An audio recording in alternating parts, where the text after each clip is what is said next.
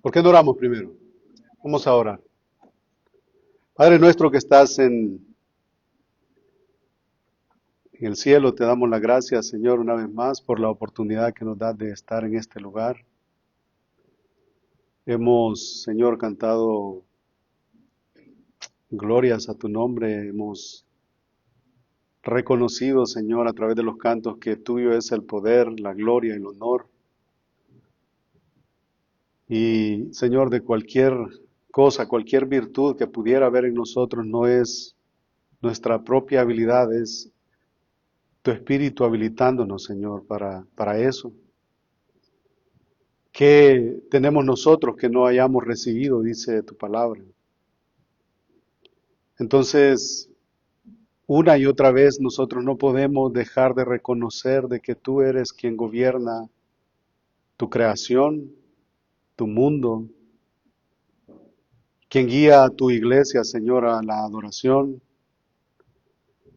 Te agradecemos, Señor, también porque has permitido que un año más nosotros estemos terminándolo, este último culto del 2025, en donde tú has sido, Señor, extremadamente bueno con nosotros. Y muestra de eso, Señor, es que nosotros aún respiramos delante de un Dios tan santo. Porque si no fuera por tu bondad, Señor, ¿qué hace que hubiéramos sido consumidos?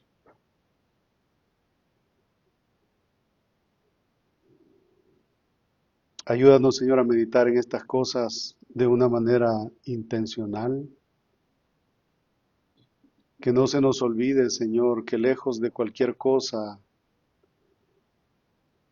que estamos delante de un Dios que es 3 veces santo, que es justo, que es amor, que es misericordia, pero que también es un fuego abrasador que consume.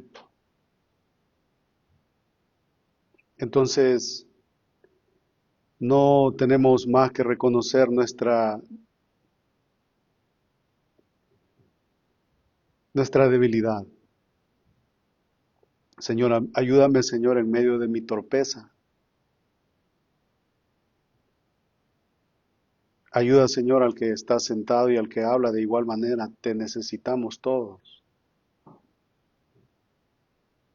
Y que lo que escuchemos, Señor, sea para el beneficio nuestro y para tu gloria, Señor.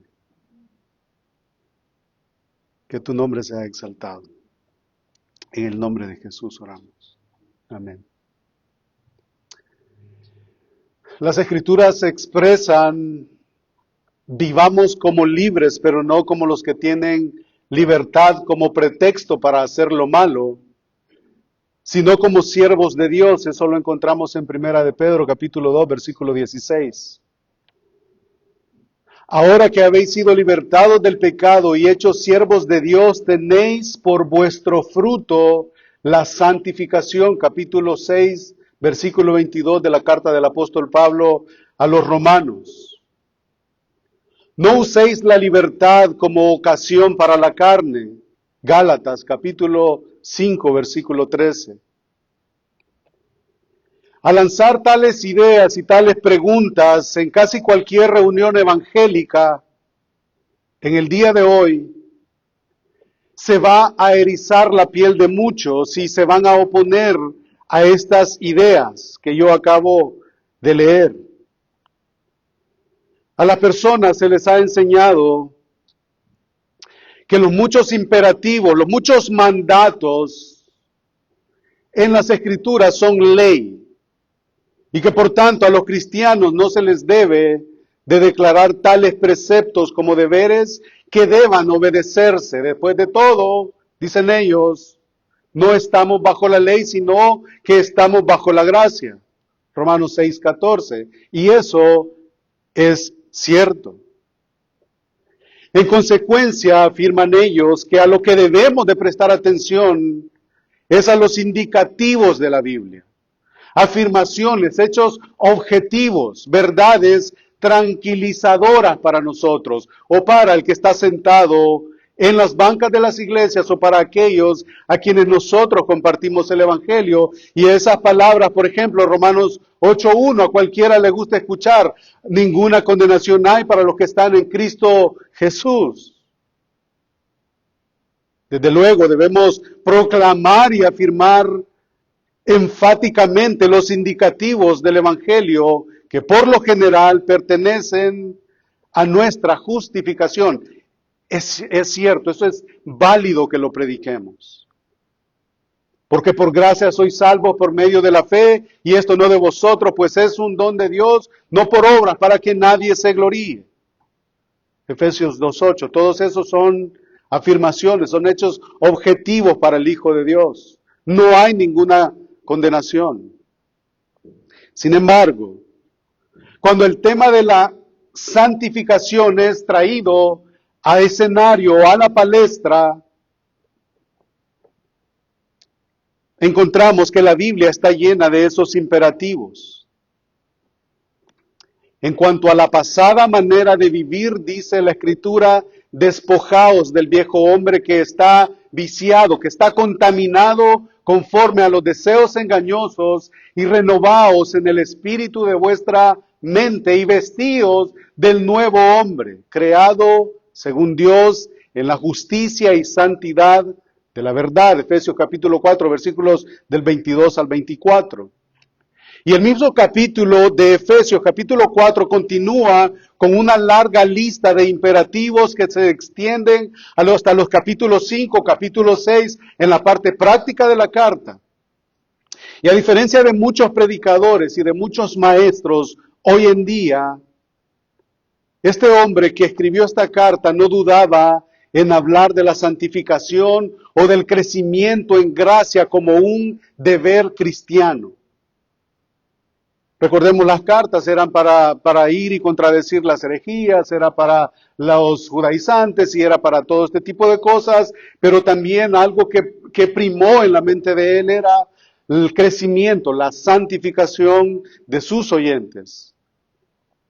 En realidad, como hemos visto desde el principio, la santificación era uno de los aspectos principales que preocupaban al apóstol Pablo para los cristianos en Galacia y donde quiera que él predicaba. Entonces estaba tan seriamente decidido a llevarlos a la madurez en Cristo como había estado desde el principio de llevarlos a la fe. El mismo apóstol Pablo manifiesta: hijitos míos, por quienes vuelvo a sufrir dolores de parto hasta que Cristo sea formado en vosotros. Y ahí está la oración que el hermano Luis hacía referencia. ¿Qué es que Cristo sea formado en nosotros? ¿Cómo luce eso en usted? ¿Cómo luce eso en mí? Él se encontró en una labor espiritual, en un parto espiritual, por decirlo de otra manera, mientras los estaba llevando al nuevo nacimiento de la regeneración. Él sentía los mismos dolores agonizantes de parto, esforzándose para llevarlos a la madurez, a que Cristo fuera formado en sus oyentes. Y eso de la madurez espiritual en los días nuestros parece que es una cosa muy rara y muy escasa en las iglesias actuales. Los líderes de las iglesias, incluso de mediana edad, tratan de vestirse, tratan de hablar y tratan de actuar como unos adolescentes. Multitudes criadas en ministerios evangélicos de jóvenes, donde el objetivo principal ha sido el mantenerlos entretenidos.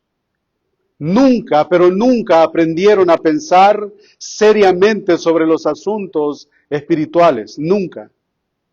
Y es por eso que nosotros vemos, incluso yo compartí hace un par de días que veía a un hombre predicando con shorts y con jeans, con chancletas. Y eso solo me llevó a pensar en el relato que nosotros encontramos en el capítulo 3 de Éxodo, en donde está Moisés ahí pastando sus animales en el área de los madianitas y de repente ve una zarza ahí. Y de repente la zarza empezó a arder y una voz sale de la zarza y le dice a Moisés, detenete ahí, párate ahí.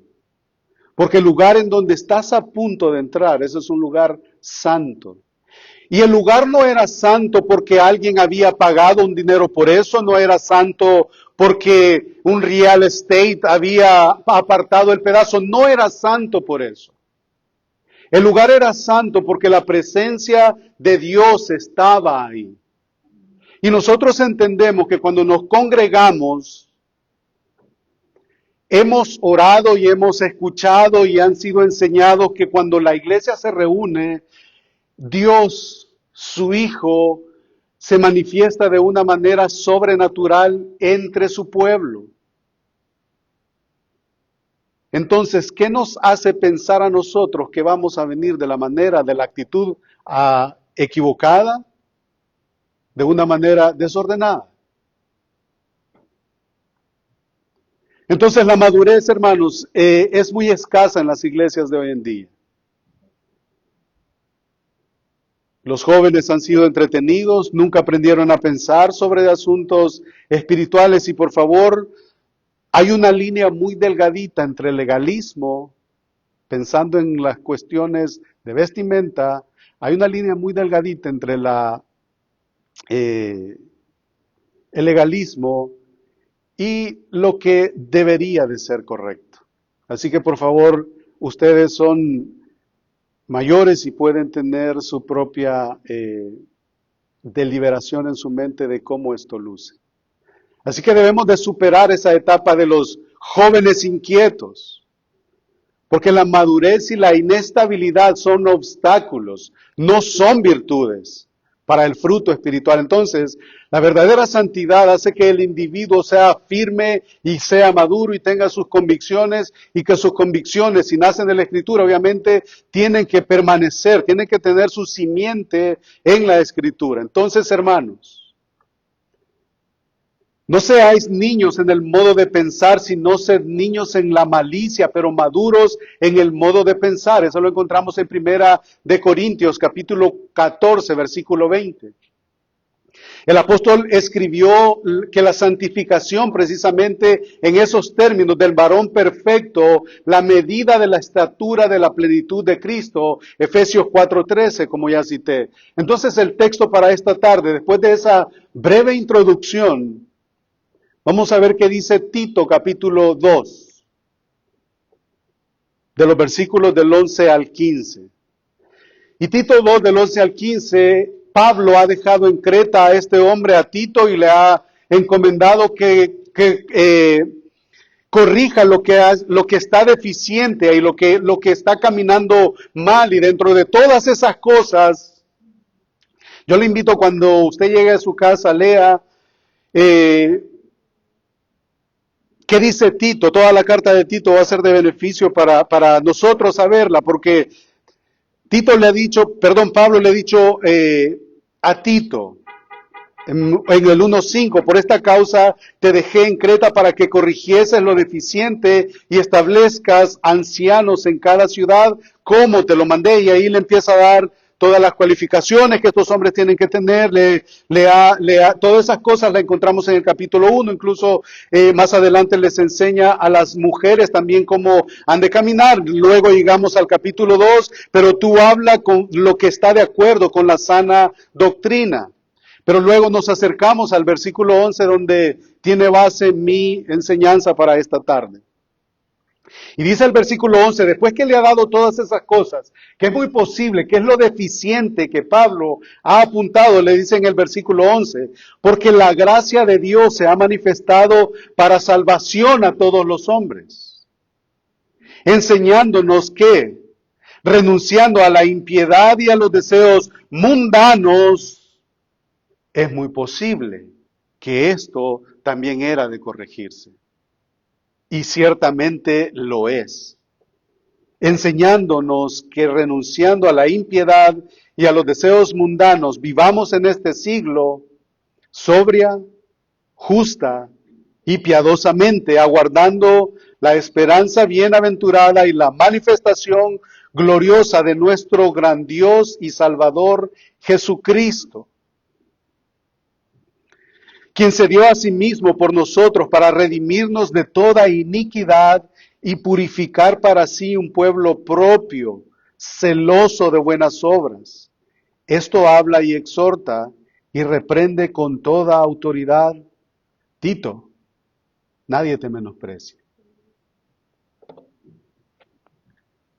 ¿Por qué se ha perdido este énfasis en las iglesias evangélicas contemporáneas?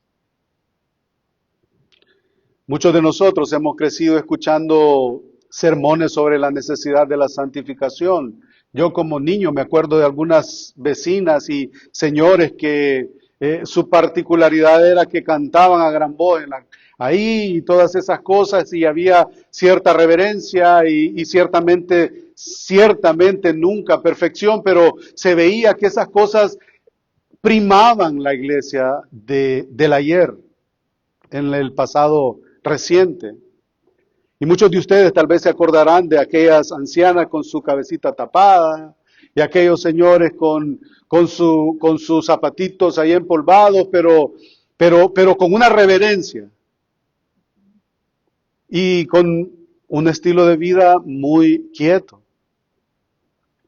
Entonces crecimos con eso. Crecimos escuchando esa separación que hace Cristo, o sea, el mensaje del Evangelio y el pecado del mundo y de sus valores. En generaciones anteriores, como sigo diciendo, si un predicador descuidaba este tema de la santidad, esto se habría destacado como una omisión muy importante y profundamente preocupante para la iglesia. Los llamados a la obediencia piadosa tenían un lugar mucho más importante en el mensaje que provenía del púlpito, en la manera de pensar de las personas, de que se sentaban ahí en las bancas y en la vida de la iglesia en conjunto. Y eso es algo que yo creo que tenemos que agradecerle a Dios, porque nos ha tratado y nos ha permitido ver con un poquito de certeza cómo luce una iglesia que es unida, una iglesia que se guarda, que se cuida entre ellas. Y yo le agradezco a Dios por eso, porque el Señor les ha bendecido a ustedes entendiendo su llamado con su hermano, con la iglesia, y de ahí nacen estas cosas de las visitas. Si usted siente alguna preocupación, está ahí afanado, preocupado, angustiado, llame a la iglesia y la iglesia le visita. Es porque queremos cuidar eso. Entonces, la santificación tenía un énfasis importante en cada denominación confesionalmente protestante y bíblicamente educada, orientada. Eso era lo que primaba. Entonces los predicadores proclamaban con mucha valentía la necesidad de la santificación junto con la doctrina de la justificación por fe, ya que la doctrina de la justificación le pertenece a aquellos que no andaban conforme a la carne, sino conforme al Espíritu. Ahí están esos eslabones unidos. Entonces los protestantes históricos comprendían que la obra principal del Espíritu Santo no era producir fenómenos extraños en la iglesia, en la gente. La obra del Espíritu Santo no era producir fenómenos inexplicables, esotéricos y extracorporales, como ladrar, como arrastrarse ahí en medio del púlpito, hacer aquellos grandes llamados en donde la gente cae de espaldas. Eso no es la obra del Espíritu Santo. La obra del Espíritu Santo es convencer al mundo de pecado, de justicia y de juicio. No es ladrar y no es otro tipo de cosas que ciertamente son descabelladas verlas. La verdadera obra del Espíritu Santo se veía en la manera de vivir de la gente, y me refiero a la santidad manifiesta, una virtud cristiana. Y nosotros hemos escuchado, y si usted pues es lector, usted se va a dar cuenta y va a encontrar libros en donde escritores, John Stott, incluso un hermano pentecostal que a mí me gusta leer, David Wilkerson. Ese hombre ciertamente buscaba eso. Nadie imaginó alguna vez algún conflicto entre las verdades duales de que los creyentes son salvos mediante la santificación por el Espíritu y la fe en la verdad, según segunda de Tesalonicenses, capítulo 2, versículo 13. Y hermanos, la iglesia actual, y yo creo que a fuerza de ser sinceros, muchas de las de lugares que son llamados iglesias necesitan escuchar el evangelio. Muchos de los que se denominan iglesia necesitan escuchar el evangelio. Nada sigue siendo igual como se inició en la iglesia primitiva, según hemos venido estudiando en el libro de los Hechos, y ya la próxima semana retomamos, ya de antemano les anuncio, retomamos el capítulo 18 de Hechos. Junto con las palabras santidad, piedad, semejante a Cristo, se ha ido olvidando, han desaparecido del discurso popular cristiano, han desaparecido de los púlpitos. Rara vez nosotros escuchamos a algún predicador popular que insiste a su congregación a separarse del mundo, de rechazar los deseos carnales, de mortificar el pecado, el egoísmo, el chisme, la envidia, todas aquellas cosas.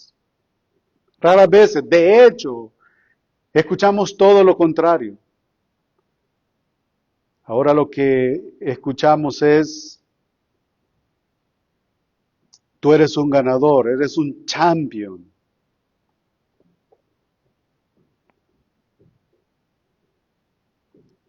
Al contrario de todo eso, siguen siendo estrategias populares, pragmatismo y la sensibilidad del buscador. Eso es lo que importa hoy. Se hacen legítimos todos los anhelos del corazón humano egoísta. Los caprichos, los entretenimientos del mundo, junto con algunos de los retorcidos valores de la revolución sexual, se están incorporando a las iglesias porque sus pastores les han dicho que estos son elementos necesarios para atraer a las personas que de otra manera no van a querer visitar una iglesia. Tolerantes al pecado. Y en forma inexplicable, incluso muchos pastores y muchos líderes de la iglesia que profesan creer que Dios es soberano y que el evangelio es poder divino para la salvación, han adoptado esa filosofía descaradamente pragmática. Si funciona, démosle, está bien, en fin. Al fin y al cabo, pues el fin justifica los medios. Pero la palabra de Dios no nos enseña eso. Yo no me voy a poner una nariz de tomate para que alguien venga a la iglesia. Yo no me voy a vestir de vaca para atraer a nadie.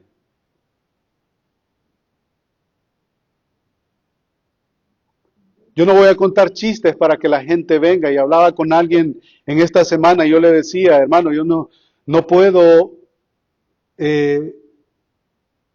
darte palmaditas en la espalda y sobarte el pecado. No puedo. No puedo. No podemos. Porque entonces estamos dejando y estamos diciendo, todo es bienvenido. Y no podemos. Entonces afirman que creer la doctrina de la justificación por fe y no les importa predicar acerca de esta de vez en cuando porque pueden hacerlo en tal modo que no se entrometa en la zona cómoda del incrédulo. No le incomoden su pecado.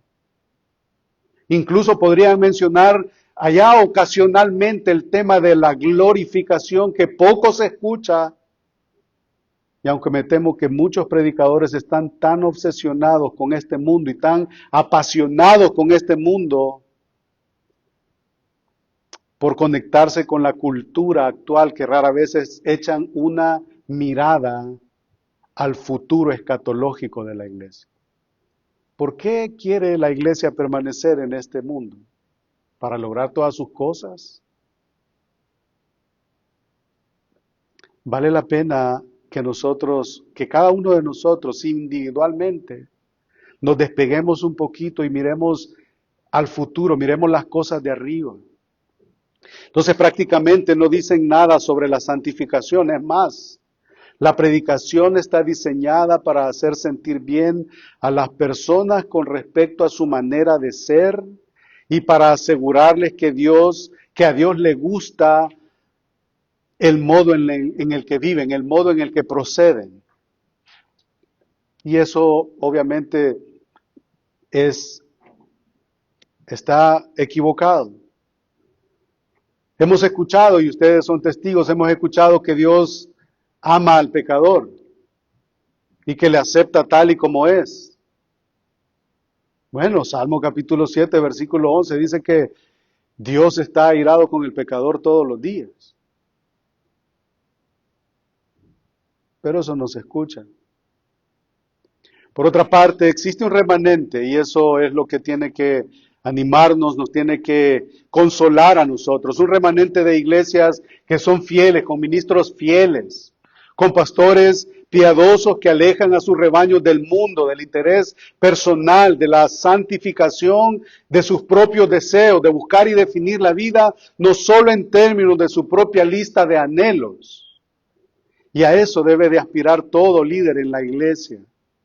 Así como todo miembro también tiene que aspirar a todas estas cosas. Y siempre es peligroso dejarse llevar de forma descuidada por la corriente principal y nunca ha sido vergonzoso formar parte del remanente. Yo, orgullosamente, pues, quiero pertenecer a este remanente.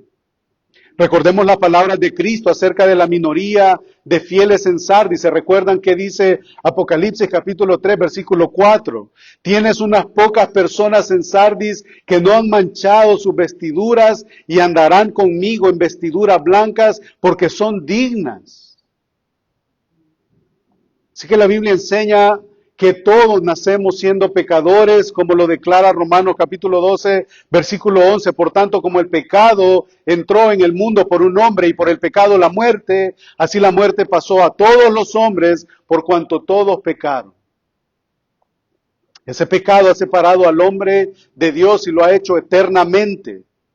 Y esto significa que ningún ser humano pecador, lo cual somos todos nosotros, puede tener en este tiempo una relación con Dios, mucho menos habitar eternamente con Él, a menos que se santifique. En el Antiguo Testamento, cuando Dios comenzó a manifestarse a Israel, un pueblo que Dios escogió para ser suyo, y vivir santamente separado de los demás pueblos con un propósito específico de vida diferente. En esas primeras ocasiones le dijo a Moisés quién sería su embajador delante de ese pueblo las siguientes palabras. En un día muy importante para Israel en el que Dios se manifestaría. En Éxodo capítulo 19, capítulo 19, versículo del 10 al 12 le dice, y Jehová dijo a Moisés, ve al pueblo y santifícalos hoy y mañana y laven sus vestidos y estén preparados para el día tercero, porque al tercer día Jehová descenderá a los ojos de todo el pueblo sobre el monte de Sinaí. Y señalarás término al pueblo en derredor diciendo, guardaos. No subáis al monte, ni toquéis sus límites. Cualquiera que tocare el monte, de seguro, morirá. Hermanos, el pecado no puede sostenerse delante del Dios santo. Ni el que lo comete puede sobrevivir a su presencia. Por eso la Escritura declara que la paga del pecado es muerte. Así como Dios quiso santificar al pueblo en aquellos días llamando a Israel, hoy por el Hijo nos ha mostrado su gracia, queriendo también purificar para sí un pueblo propio, que renuncie a la iniquidad, que deje a un lado los deseos mundanos y que viva sobria, justa, piadosamente en un camino de buenas obras. Y eso es lo que nos enseña capítulo 2 de Tito, versículos del 11 al 14. Pero eso de la santificación, ¿cómo sucede? ¿Cómo lo podemos lograr? ¿Cómo podemos pensar? ¿Cómo podemos ser intencionales en pensar en eso? Y cualquiera cuando habla de la santificación cree y se imaginan a alguien que va a andar con los ojitos redonditos, con las manos caminando así. No es eso la santificación. La santificación es entender que somos pecadores, todos, sin excepción, pero de que debe de existir una lucha de cada uno de nosotros en cuanto al pecado. Y todos sabemos que es pecado porque tenemos una conciencia. Cada uno tiene una conciencia que le acusa o que le hace sentir libre. Y si no, no le voy a decir que le diga algo feo a su vecino porque inmediatamente su conciencia le va a decir, está mal lo que hiciste. Todos lo sabemos. Hay una conciencia que Dios puso en cada uno de nosotros. Pero ¿cómo luce la santificación entonces? ¿Cómo la podemos lograr? No se trata de que yo voy a andar una aureola o usted va a andar una aureola ahí encima suyo. La pregunta yo creo que sería justa y necesaria, entendiendo que todos pecamos, que yo peco y que usted peca. La pregunta necesaria es, ¿cómo usted lucha para mortificar el pecado en su vida? Punto. Esa es la pregunta. ¿Cómo yo lucho con esas cosas que batallan en contra de mi alma? Es imposible para usted y para mí lograrlo solos, porque somos nacidos de la carne y lo que es nacido de la carne, Cristo dijo, carne es. Por lo cual el pecado estará siempre esclavizando su vida y la mía. Estamos para siempre en pecado y a menos que nos santifiquemos, pero esto no es algo que nosotros podamos hacer sino solo por el Espíritu de Dios, como Jesucristo dijo en Juan capítulo 3, se recuerdan en el relato de Nicodemo. Versículos 5 al 6, respondiendo Jesús, de cierto te digo que el que no naciere de agua y del Espíritu no puede entrar en el reino de Dios. Lo que es nacido de la carne, carne es, y lo que es nacido del Espíritu es. Iniciemos de forma correcta el próximo año, meditando y pensando y sacando una conclusión que es muy cierta. Usted y yo nunca podremos vivir una vida santa, apartada para Dios, una vida sin pecado, si primero no se lleva a cabo el milagro en el corazón del hombre llamado nuevo nacimiento. No puede. No se puede. Y aquí viene otra pregunta.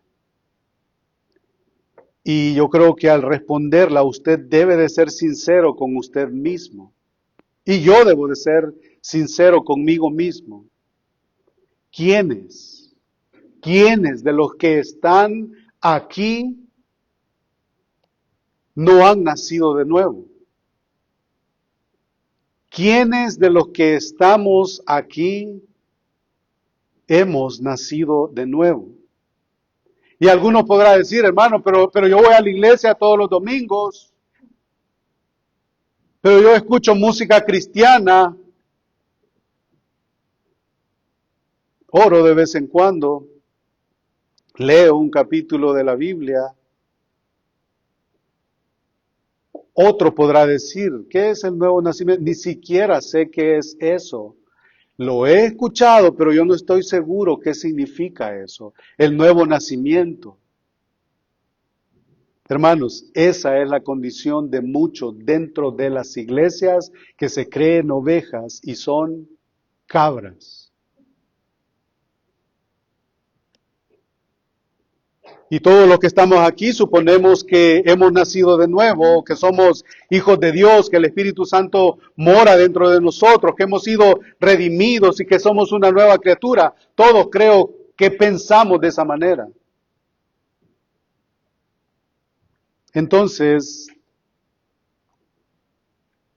si eso es así, Él nos ha llamado a vivir una vida santa. Primera de Pedro, capítulo 1, versículo 15. Sino como aquel que os llamó es santo, sed también vosotros santos en alguna parte de su vida. ¿Verdad que la palabra ahí dice vuestra manera de vivir? Romanos capítulo 12, versículo 1. Así que, hermanos, os ruego por las misericordias de Dios que os presentéis vuestros cuerpos en sacrificio vivo, agradable a Dios, que es vuestro culto racional. Colosenses capítulo 3, versículo 12. Vestíos pues como escogidos de Dios, santos y amados, de entrañable misericordia, de benignidad, de humildad, de mansedumbre, de paciencia. Segunda de Pedro, capítulo 3, versículo 14. Por lo cual, oh amados, estando en espera de estas cosas, ¿de cuáles cosas? De la esperanza de la vida eterna. Procurad con diligencia ser hallados por Él sin mancha e irreprensibles en paz. Filipenses capítulo 2, versículo 15, para que seáis irreprensibles y sencillos, hijos de Dios sin mancha, en medio de una generación maligna y perversa, en medio de la cual resplandecéis como luminares en el mundo. ¿Ve la diferencia? Y la diferencia es obvia, es clara. Entonces, capítulo 2 de Tito nos vuelve a decir, porque la gracia de Dios se ha manifestado para salvación a todos los hombres, enseñándonos que renunciando a la impiedad y a los deseos mundanos, vivamos en este siglo sobria, justa y piadosamente, aguardando la esperanza bienaventurada y la manifestación gloriosa de nuestro gran Dios y Salvador Jesucristo. Este Jesucristo es su Dios y su Salvador. Porque si eso es así, usted ha entendido que Cristo se dio a sí mismo por usted y por mí para redimirnos de toda iniquidad y purificar para sí un pueblo propio, celoso de buenas obras. Y otra vez, esto va a sonar raro otra vez. Pero hermanos, usted y yo, si profesamos a Cristo, hemos sido llamados a vivir una vida santa, apartada para Dios, no una vida en pecado. Y sé que muchos de nosotros hoy en día estamos siendo fuertemente tentados. Y algunos, de hecho, hemos cedido al pecado en nuestras vidas. No crean que el que está hablando es un campeón en contra del pecado. Soy débil y cedo muchas veces. Y por eso digo, muchos de nosotros, aún entendiendo que hemos sido llamados a vivir esta vida apartada para Dios, estamos o somos fuertemente tentados por el pecado y algunos cedemos. Seguimos los deseos mundanos, seguimos satisfaciendo el viejo hombre. Y sé que muchos estamos luchando en contra de cuántas cosas. No es cierto que la iglesia, los jóvenes de hoy en día luchan en contra de la pornografía, en contra de la masturbación, ¿no es cierto? En contra del famoso sexting o texting. Y esto incluye no solamente pornografía explícita en los mensajes, sino también en esas fotos que se mandan unos jóvenes con otros, o adultos con adultos, mejor lo decimos. Palabras vulgares, la apatía con el hermano, la falta de carácter cristiano, que donde va Vicente va toda la gente. No, el cristiano está llamado a comportarse diferente. También el creyente lucha con la imposibilidad de esperar por un noviazgo cristiano. La iglesia, los jóvenes, los adultos estamos luchando con la fornicación, ¿no es cierto? Con las drogas, con el alcohol, con el exhibicionismo de mujeres queriendo ser vistas sensualmente por otros hombres a través de la manera de vestir, de fotografías, ahora con las redes sociales.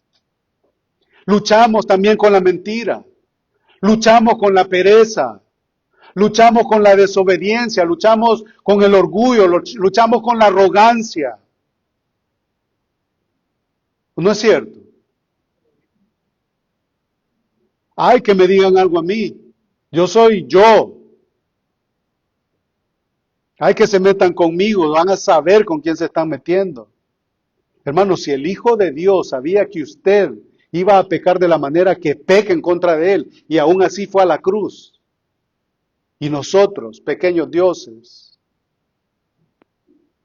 y eso entre muchos otros más de los cuales quizás usted y yo podríamos estar dando testimonio de lo que luchamos.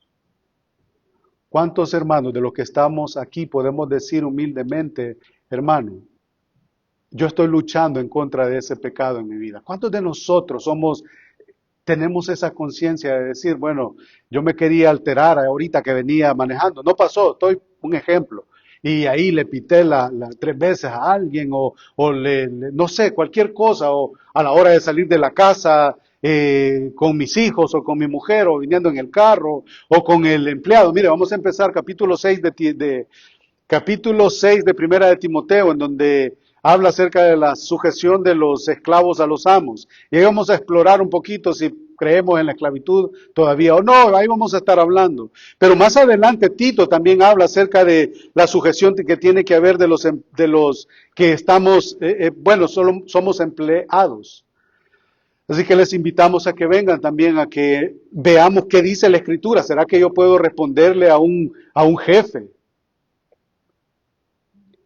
¿Por qué? Porque Pablo le dice a Timoteo que le enseñe eso a la iglesia para que el nombre de Dios no sea blasfemado. Entonces, cuando no me sujeto a las órdenes de mis patrones o de mis jefes, yo lo que estoy diciendo, si ellos se dan cuenta que yo soy creyente, si de verdad va a una iglesia. No, hombre. Entonces, hermano, quiero decirle que si usted y yo estamos luchando con estas cosas, quiero decirle, y esto a manera ya de ánimo para nosotros, ya dije, todos pecamos, usted peca, yo peca, somos pecadores, y no vamos a dejar de pecar hasta que nuestro cuerpo sea glorificado, sea llevado a gloria, en donde todo va a ser alabanza y alabanza y alabanza. Mientras tanto, usted y yo seguimos luchando con el pecado. Pero quiero decirle que el Señor nos ha llamado, a abandonar ese estilo de vida, esa forma de vivir. Pero quiero darle aún con mucha más fuerza, que usted por sus propias fuerzas nunca va a poder dejar esos pecados. Nunca. Nunca va a poder abandonar esos pecados, porque usted y yo tenemos la naturaleza continua de pecar. Usted y yo no tenemos la fuerza de vencer el pecado, no tenemos la capacidad de santificarnos a nosotros mismos. Pablo dijo después de una gran exhortación en Primera de Tesalonicenses capítulo 5 versículo 23, y el mismo Dios de paz os santifique por completo, y todo vuestro ser, espíritu, alma y cuerpo sea guardado irreprensible para la venida de nuestro Señor Jesucristo. Solo no puedo, y usted tampoco. Que Dios nos santifique. No te dice Dios os santifique. Usted y yo nunca podemos vencer el pecado en nuestra vida por nosotros mismos. Jesús dijo, aunque el espíritu está dispuesto, la carne es débil. es incapaz de resistir, es incapaz de negarse, se entrega fácil. Se entrega fácil. Tenemos que aprender que la única forma de vivir una vida santa es rindiéndonos todos los días al señorío de Cristo, reconociendo su santidad y el gobierno del Espíritu Santo. Y eso es decirle a Dios, Señor, yo no puedo solo. Yo no puedo dejar esto, pensar de esa forma.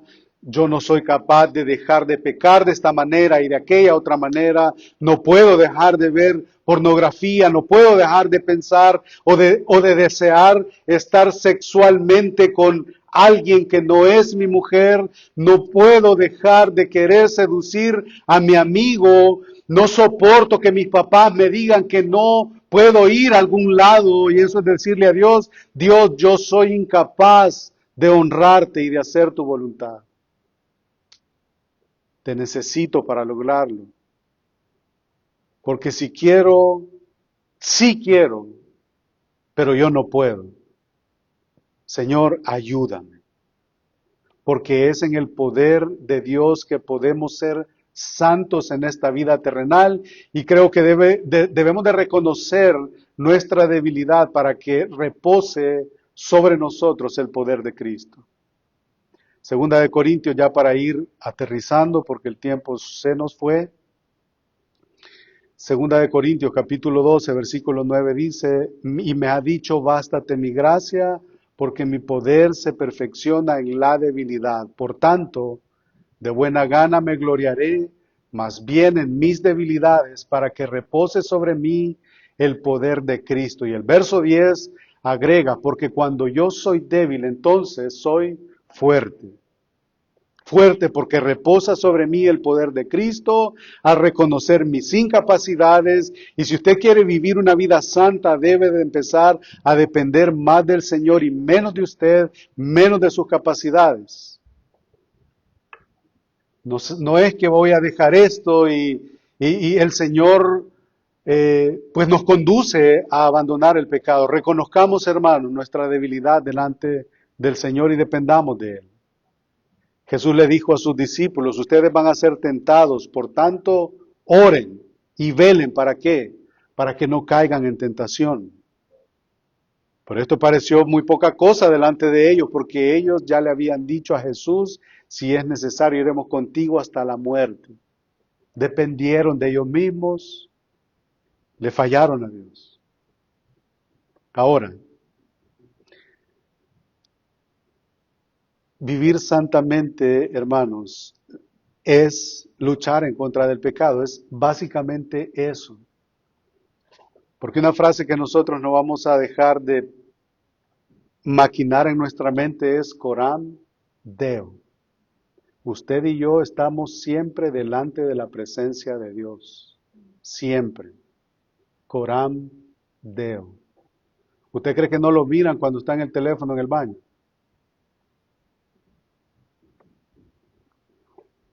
O cuando ya todos se durmieron y uno se queda ahí sentado en la sala.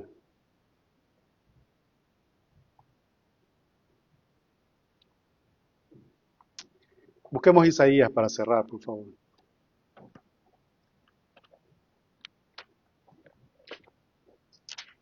Isaías capítulo 6.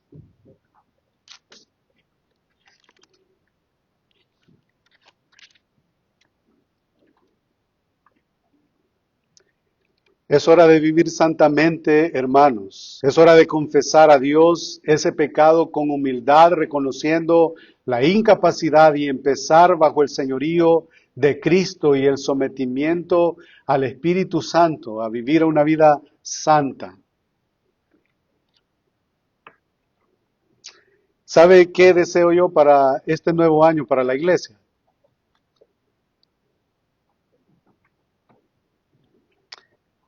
Que el Señor nos sostenga, que el Señor pues nos dé lo necesario, lo que necesitamos. Pero si hay una oración que existe en mi mente es que Cristo sea formado en nosotros. Si usted termina el otro año y pudo lograr cosas que perecen en este mundo, pues bien. Y si no, también bien. Isaías capítulo 6 dice, si usted cree que eso de la gloria de Dios solamente fue en aquel tiempo, dice, en el año que murió el rey Usías,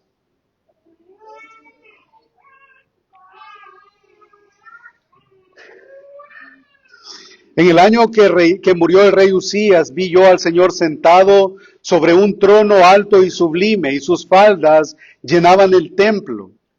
Por encima de él había serafines, cada uno tenía 6 alas, con 2 cubrían sus rostros, con 2 cubrían sus pies, y con 2 volaban, y el uno daba voces diciendo, Santo, Santo, Santo, Santo, Santo, Jehová de los ejércitos. Mire, toda la tierra está llena de su gloria. Y los quiciales de las puertas se estremecieron con la voz del que clamaba, y la casa se llenó de humo. Entonces dije, Isaías diciendo, cuando Dios lo llama, ay de mí que soy muerto, porque siendo hombre inmundo de labios y habitando en medio de pueblo que tiene labios inmundos, han visto mis ojos al Rey Jehová de los ejércitos. Hermanos, usted y yo estamos delante de la santidad de Dios. Y usted dice que Dios, cuando nos conviene, decimos, bueno, Dios es el mismo de ayer, de hoy, de siempre, hermanos. En todo tiene que prevalecer ese pensamiento. Dios es santo, eternamente santo, y usted y yo estamos llamados a vivir de esa manera, santos. Que el Señor nos ayude en eso. Vamos a orar. Padre, nosotros te agradecemos una vez más y nos acercamos a ti para agradecerte, Señor, porque tú pagaste un precio alto por tus hijos. El cordero que era sin mancha fue inmolado, como lo anuncia Isaías, capítulo 53, experimentado en quebranto, varón de dolores. Todos lo rechazaron y aún así todo se cumplió. Te agradecemos, Señor, por el privilegio que nos da de ser llamados hijos de Dios.